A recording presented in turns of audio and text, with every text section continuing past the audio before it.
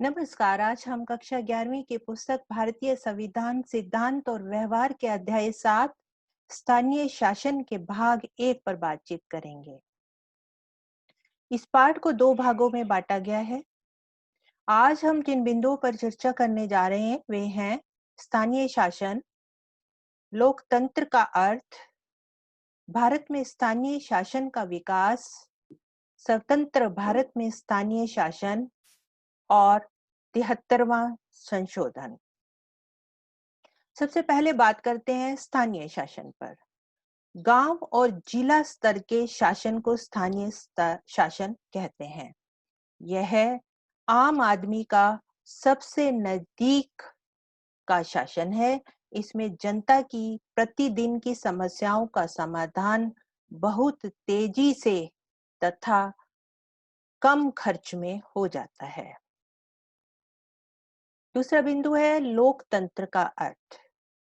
लोकतंत्र का अर्थ है सार्थक भागीदारी तथा जवाबदेही। जीवंत और मजबूत स्थानीय शासन सक्रिय भागीदारी और उद्देश्यपूर्ण जवाबदेही को सुनिश्चित करता है।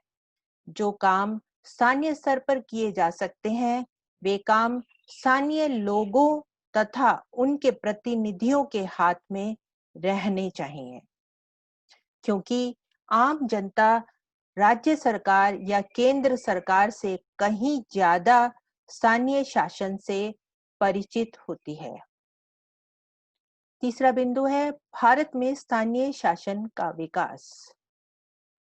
प्राचीन भारत में अपना शासन खुद चलाने वाले समुदाय सभा के रूप में मौजूद थे।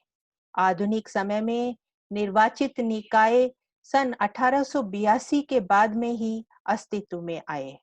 उस वक्त उन्हें मुकामी बोर्ड कहा जाता था। 1919 के भारत सरकार अधिनियम के बनने पर अनेक प्रांतों में ग्राम पंचायत बनी। जब संविधान बना तो स्थानीय शासन का विषय प्रदेशों को सौंप दिया गया। संविधान के नीति निर्देशक सिद्धांतों में भी इसकी चर्चा की गई है। चौथा बिंदु है स्वतंत्र भारत में स्थानीय शासन। संविधान के 73वें और 74वें संशोधन के बाद स्थानीय शासन को मजबूत आधार मिला। इससे पहले 1952 का सामुदायिक विकास कार्यक्रम इस क्षेत्र में एक प्रयास था। इस पृष्ठभूमि में ग्रामीण विकास कार्यक्रम के तहत एक त्रिस्तरीय पंचायत राज व्यवस्था की शुरुआत की सिफारिश की गई। ये निकाय वित्तीय मदद के लिए प्रदेश तथा केंद्रीय सरकार पर बहुत ज्यादा निर्भर थे। सन 1987 के बाद स्थानीय शासन की संस्थाओं के गहन पुनरावलोकन की शुरुआत भी हुई। सन 1989 में पीके थुंगन समिति ने स्थानीय शासन के निकायों को संवैधानिक दर्जा प्रदान करने की सिफारिश की। संविधान का 73वां और 74वां संशोधन सन 1992 में संसद ने पारित किया।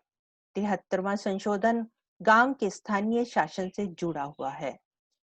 इसका संबंध पंचायती राज व्यवस्था से है। 74वां संशोधन शहरी स्थानीय शासन से जुड़ा हुआ है।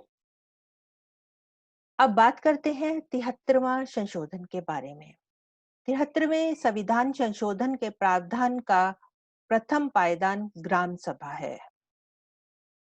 73वें संविधान संशोधन के प्रावधान का द्वितीय पायदान ब्लॉक समिति है तथा 73वें संविधान संशोधन के प्रावधान का तृतीय पायदान जिला पंचायत है। 73वें संविधान संशोधन में कुछ और भी प्रावधान हैं, जैसे त्रिस्तरीय ढांचा, चुनाव और आरक्षण। अब बात करते हैं त्रिस्तरीय ढांचे पर। अब भारत के सभी प्रदेशों में पंचायती राज व्यवस्था का त्रिस्तरीय ढांचा है। चुनाव के बारे में पंचायती राज संस्थाओं के तीनों स्तरों के चुनाव सीधे जनता करती है। हर निकाय की अवधि 5 साल होती है। और तीसरा बिंदु, आरक्षण। 73वें संविधान संशोधन के प्रावधान के तहत आरक्षण में महिलाओं के लिए 1/3 सीटें आरक्षित की जाती हैं। अनुसूचित जाति तथा अनुसूचित जनजाति के लिए उनकी जनसंख्या के अनुपात में आरक्षण का भी प्रावधान है। यदि प्रदेश की सरकार चाहे तो अन्य पिछड़ा वर्ग ओबीसी को भी सीट में आरक्षण दे सकती है। इस आरक्षण का यह लाभ हुआ कि आज महिलाएं सरपंच के पद पर कार्य कर रही हैं। भारत के अनेक प्रदेशों के आदिवासी जनसंख्या वाले क्षेत्रों को 73वें संविधान संशोधन के प्रावधानों से दूर रखा गया है, परंतु सन 1996 में एक अलग कानून बनाकर पंचायती राज के प्रावधानों में इन क्षेत्रों को भी शामिल कर लिया गया था। अंत में, आज के पाठ की चर्चा के अंत में हम जिन बिंदुओं को जान पाए वे हैं स्थानीय शासन, लोकतंत्र का अर्थ, भारत में स्थानीय शासन का विकास, स्वतंत्र भारत में स्थानीय शासन और 73वां संशोधन। इस पाठ की पाठ्य सामग्री इस लिंक पर उपलब्ध है। अगली वीडियो में पाठ के अगले भाग की चर्चा करेंगे। I hope you enjoyed the lesson. Thank you for your attention.